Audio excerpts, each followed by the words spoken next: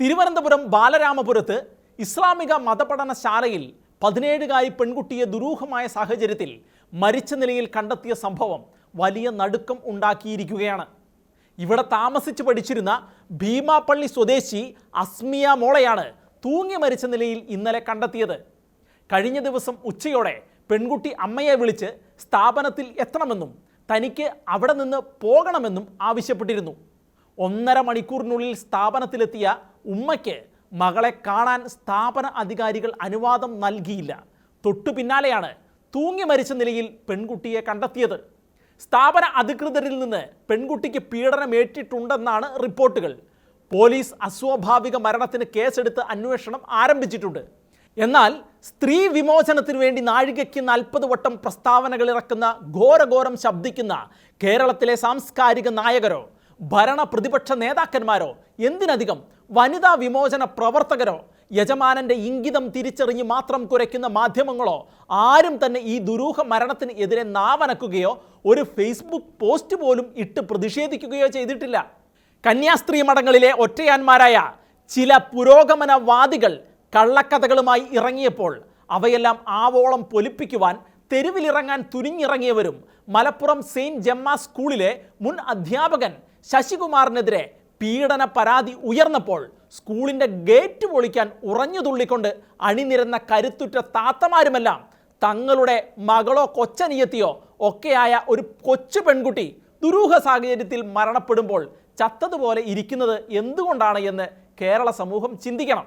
ക്രൈസ്തവ അരമനകളിലോ ആശ്രമ പരിസരങ്ങളിലോ ശബ്ദം അല്പം ഉയർത്തിയാൽ പോലും അപ്പോൾ തന്നെ തുപ്പാക്കിയും കുറുവടിയും മുദ്രാവാക്യം വിളികളുമായി പ്രതിഷേധത്തിന് ഇറങ്ങുന്ന സാമൂഹിക പ്രതിബദ്ധതയുടെ മൊത്ത കച്ചവടക്കാരായ രാഷ്ട്രീയക്കാരും കുംഭസാര രഹസ്യങ്ങൾ പോലും ഊഹിച്ച് സ്കൂപ്പാക്കി മാറ്റി സെൻസേഷണൽ ന്യൂസ് ഉണ്ടാക്കി ചൂടോടെ വിളമ്പി റേറ്റിംഗ് കൂട്ടുന്ന മാധ്യമങ്ങളും 7 കടലുകൾക്കപ്പുറത്തെ നാട്ടിൽ നടക്കുന്ന കുടിപ്പക സംഘടനത്തിൽ പോലും ഇരകൾക്ക് വേണ്ടി കണ്ണീരൊഴുക്കിക്കൊണ്ട് സോഷ്യൽ മീഡിയകളിൽ ഹാഷ്ടാഗ് ഇട്ട് നിറഞ്ഞാടുന്ന മതരാഷ്ട്രീയ യുവതുർക്കികളും സൈബർ പോരാളികളും അക്കമിട്ട് നിരത്തുന്ന വരട്ട് വാദങ്ങൾ കൊണ്ട് തെങ്ങിൽ കായ്ക്കുന്നത് തേങ്ങയല്ല മാങ്ങയാണെന്ന് തെളിയിക്കുന്ന ചാനൽ അന്തിചർച്ചകളിലെ സംവാദ പുലികളുമെല്ലാം ഭരണസിരാ കേന്ദ്രത്തിൻ്റെ മൂക്കിന് കീഴെ ഒരു കൊച്ചു പെൺകുട്ടി അങ്ങേയറ്റം ദുരൂഹമായ സാഹചര്യത്തിൽ മരണപ്പെട്ടിട്ട് മണിക്കൂറുകൾ പലത് കഴിഞ്ഞിട്ട് പോലും അതിനെതിരെ കേവലം മനുഷ്യാവകാശത്തിൻ്റെ പേരിൽ പോലും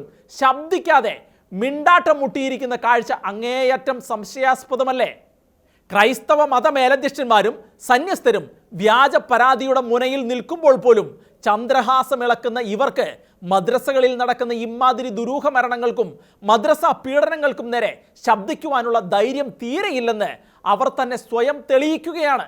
അങ്ങനെ കൂടുതൽ അരുതായികകൾ ആവർത്തിക്കാൻ പരോക്ഷമായി പിന്തുണ നൽകുകയാണ്. ബാലരാമപുരം മതപഠനശാലയിലെ അഹങ്കാരിയായ ഒരു അധ്യാപികയ്ക്കും ഉസ്താദിനുമെതിരെ ആസ്മിയ മോളുടെ വീട്ടുകാർ ശക്തമായി രംഗത്ത് വന്നിരിക്കുന്ന ഈ ഘട്ടത്തിൽ പോലും അവളുടെ ജീവിക്കുവാനുള്ള അവകാശത്തെ ഇല്ലാതാക്കിയവർക്കെതിരെ പരസ്യമായി രംഗത്ത് വരാൻ അധികാരികൾ മടിക്കുന്നതിൻ്റെ പിന്നിൽ ഒരു മനുഷ്യജീവനേക്കാൾ അവർക്കൊക്കെ വിലപ്പെട്ടത് ഇസ്ലാമിക വോട്ട് ബാങ്കും സാമുദായിക പ്രീണനവുമാണെന്ന് വീണ്ടും അവർ ഊട്ടി ഉറപ്പിക്കുകയാണ്.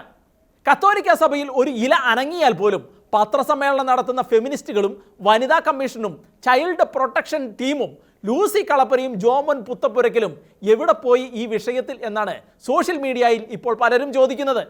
സ്വന്തം സമുദായത്തിലെ ഈ ദുരൂഹ മരണം വഞ്ചി സ്ക്വയറിൽ കത്തോലിക്ക സഭയ്ക്കെതിരെ പടനയിച്ച സ്വയം പ്രഖ്യാപിത നീതിമാൻ കമാൽ പാഷയും ഇതേവരെ അറിഞ്ഞേയില്ല. ചുരുക്കി പറഞ്ഞാൽ അവരുടെയെല്ലാം ലക്ഷ്യം ക്രൈസ്തവ സഭകളിൽ അപൂർവമായി സംഭവിക്കുന്ന അനിഷ്ട സംഭവങ്ങളെ ഊതി വീർപ്പിച്ച് മുതലെടുക്കുകയാണ്.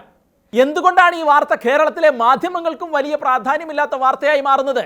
അപ്പോൾ എല്ലാവരുടെയും ഇഷ്ടം സഭയുടെ നെഞ്ചത്ത് കയറി വൈദികരെയും സിസ്റ്റേഴ്സിനെയും ആക്ഷേപിക്കലാണ്. അങ്ങനെ ചെയ്താലല്ലേ വിദേശത്തു നിന്നും സ്വദേശത്തു നിന്നും ഫണ്ട് എത്തിക്കാൻ ആളുണ്ടാകൂ. അതിനാൽ കർണാടകയിലെ കോൺഗ്രസിൻ്റെ വിജയവും BJPയുടെ പരാജയവും ചർച്ച ചെയ്യുമ്പോഴും ഇക്കാര്യങ്ങൾ കൂടി ഓർത്തുവെക്കാൻ കേരള സമൂഹത്തിന് കഴിയട്ടെ. കാരണം ഭൂരിപക്ഷ വർഗീയതയേക്കാൾ അപകടകരമാവുകയാണ് ന്യൂനപക്ഷ വർഗീയത.